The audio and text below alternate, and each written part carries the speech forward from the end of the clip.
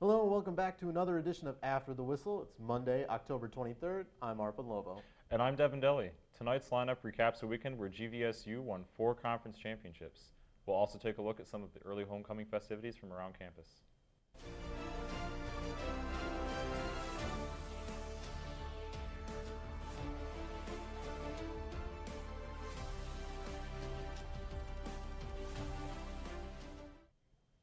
Grand Valley took home 4 GLIAC titles over the weekend. The Lakers clinched titles in soccer, women's tennis, and both men's and women's cross country. The titles will be big in Grand Valley's quest to win a 20th consecutive GLIAC President's Cup, which is awarded to the university with the best performance across all sports. The Laker football team was in Big Rapids on Saturday to take on rival Ferris State in the annual Anchorbone Classic. Despite the Lakers having the lead for the majority of the game, the Bulldogs were able to pull ahead in the final minute, resulting in a 28-27 victory over GVSU. One bright spot from the loss, running back Martavius Carter became GVSU's all-time leading rusher. The Lakers will return home for the first time this month for a homecoming matchup with Northern Michigan this Saturday. Kickoff is scheduled for 4. Homecoming week officially kicked off Sunday. This year's theme is Halloween Tricks, Laker Treats.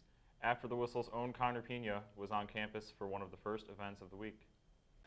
The event was being ran by GVSU's Student Life's Homecoming Committee after the Whistle caught up with Alyssa Jones to find her reasoning behind glow-in-the-dark dodgeball. It's kind of really fun and it's different than anything that's ever been done for homecoming before. The dodgeball tournament featured a double elimination bracket, with its entries being a mixture of fraternities, sororities, and individuals who thought the event might be invigorating. Starting at around 1:15, the event went for 3 hours before the champion, Pies Cast a Spell, was declared. After the Whistle caught up with Nathan Dumont for him to talk about what Pies Cast a Spell was doing to help them get the victory on Sunday. As a team, we went out for all the guys first because they have stronger arm, but we just went out there, played our game. We had a lot of communication between each other, which was very helpful, and that helped us win today. After the victory, the team helped out the homecoming committee pick up the decorations that were set up for the tournament. Then we caught up again with Alyssa Jones to ask what's up next for homecoming. On Thursday, we have the Sculpt It competition, and then on Friday is one of the fan favorites, Lip Sync. And then we finally will have the football game on Saturday. Thank you, Connor. Let's take a look at the rest of the country from the weekend. The World Series field is set.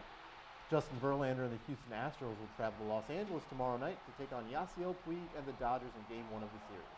This, of course, is after LA took down the defending champion Chicago Cubs in 5 games, while the Astros came back from a game down to beat the New York Yankees in 7.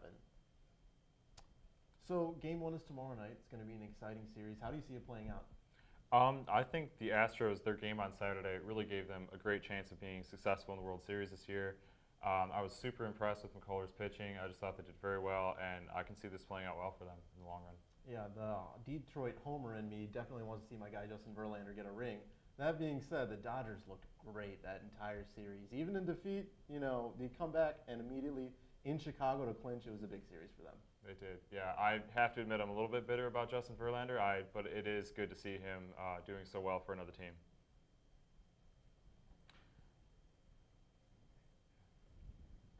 We'll move to football now. In the NFL, the New England Patriots blasted the Atlanta Falcons in a Super Bowl matchup, winning 23-7. The Seattle Seahawks handed the New York Giants another loss, winning 24-7. The Chicago Bears grabbed another win, this time beating Cam Newton and the Carolina Panthers 17-3. Finally, the New Orleans Saints beat the Green Bay Packers, who were clearly feeling the loss of quarterback Aaron Rodgers, 26-17. It was another busy weekend in college football. Saquon Barkley and Penn State rolled over Michigan, handing the Wolverines a 42-13 loss. The result matches the worst defeat in Jim Harbaugh's time in Ann Arbor, as they lost to Ohio State by the same score in 2015. Notre Dame blew out USC at home, cruising to a 49-14 win. The victory pushed the Fighting Irish into the top 10, as they're now in number 9 in the AP poll.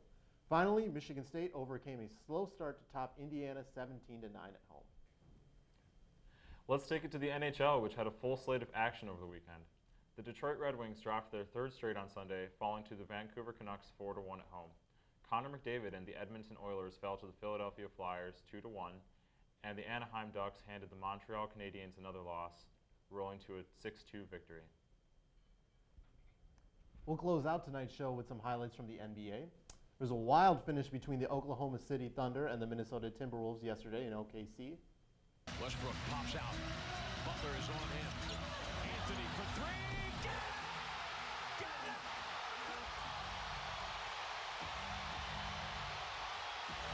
Wiggins spots up there deep. Three's got it! He scores it at the buzzer to give the Timberwolves the victory. The loss is the Thunder's second in a row. The Orlando Magic handed LeBron and the Cavs their first loss of the season, rolling to a 114-93 win. LeBron led the Cavs with 22. LeVar Ball's son and the Los Angeles Lakers fell to the New Orleans Pelicans 119-112 at home, setting them off to a 1-2 start. In an uglier scene, the defending champion Warriors were in Memphis last night to take on the Grizzlies. Late in the game, point guard Steph Curry threw his mouthpiece in frustration at a referee and got ejected. And then fellow superstar Kevin Durant decided to throw up a double bird to the crowd. Wasn't a good look for the champs. Do you think it's weird that 3 games into the season, they're already showing this signs of frustration? I think so too. I mean, maybe that's a testament to how they feel about their season. It's a little surprising coming from Durant, but not as much Curry. Really? I mean, maybe they're trying to embrace this whole villain image that they got when Durant signed for them. I mean, it's been a year, so it's kind of late, but I don't know. Maybe they want to be the heels. Maybe. Yeah, maybe. It's possible. That's going to do it for us tonight. We'll be back next Monday with more action from Grand Valley and the rest of the country. Until then, I'm Devin Deli. And for the rest of the After the Whistle crew, I'm Arpan Lobo. Remember, Basketball Bash is Wednesday at 6:30 at the GVSU Fieldhouse. We'll hope to see you there. Till then, happy homecoming, Lakers. All game, all season, always on After the Whistle.